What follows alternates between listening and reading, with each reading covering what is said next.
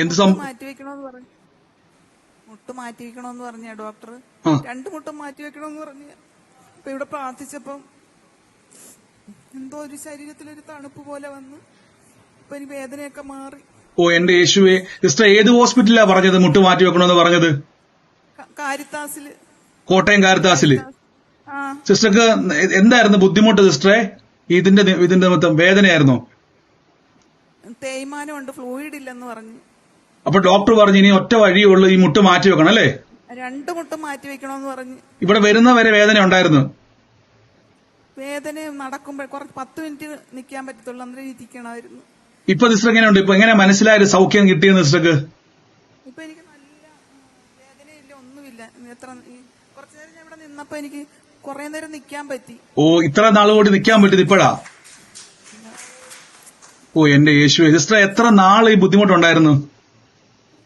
ഒരു 5-6 വർഷമായി. എന്റെ പ്രിയരെ, നിങ്ങൾ കേട്ട കരമടിച്ച് കർത്താവിനൊന്ന് സ്തുതിക്കാൻ പറ്റുമോ? എന്റെ യേശുവേ. 5-6 വർഷമായിട്ട് പ്രിയമോക്ക് മുട്ടിന് പറഞ്ഞ പോലെ ഫ്ലൂയിഡിന്റെ പ്രശ്നം ഉണ്ടായിരുന്നു, തേയ്മാനം ഉണ്ടായിരുന്നു.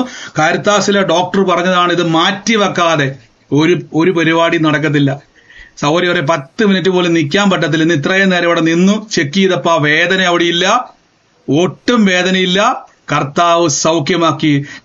ഗീതാശ്രയ ഒന്ന് ബ്ലസ് ചെയ്ത് ദേഹത്ത് കൈവച്ച്, സൗഹൃദ ദേഹത്ത് കൈവച്ച്, കർത്താവെ ഞങ്ങൾക്ക് ജീവനുള്ള ദൈവത്തിന്റെ സാക്ഷ്യം ഞങ്ങൾ കണ്ടല്ലോ കർത്താവ്, അങ്ങ് പ്രവർത്തിച്ച് ഞങ്ങളുടെ ഇടയിൽ ഉണ്ടെന്ന് കർത്താവെ കാണുന്ന രീതിയിൽ എന്റെ യേശുവേ അങ്ങ് വെളിപ്പെട്ടല്ലോ അപ്പാ ഞങ്ങൾ പ്രിയമകളെ അനുഗ്രഹിച്ചു പ്രാർത്ഥിക്കുന്നപ്പ.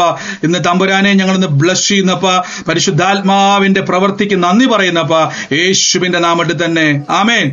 സിസ്റ്ററെ ആലപ്പുഴയിലാണോ സിസ്റ്റർ അതോ കോട്ടയത്താണോ?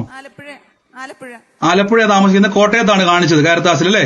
കോട്ടയത്താണ് കാണിച്ചത്, ആലപ്പുഴയിലാണ് വീട് താമസിക്കുന്നത്. ഓ കർത്താവ് ഇന്ന് അനുഗ്രഹിച്ചു പ്രാർത്ഥിക്കുന്നു യേശുവിന്റെ നാമത്തിൽ തന്നെ. ഗോഡ് ബ്ലെസ് യു സിസ്റ്ററെ. കർത്താവ്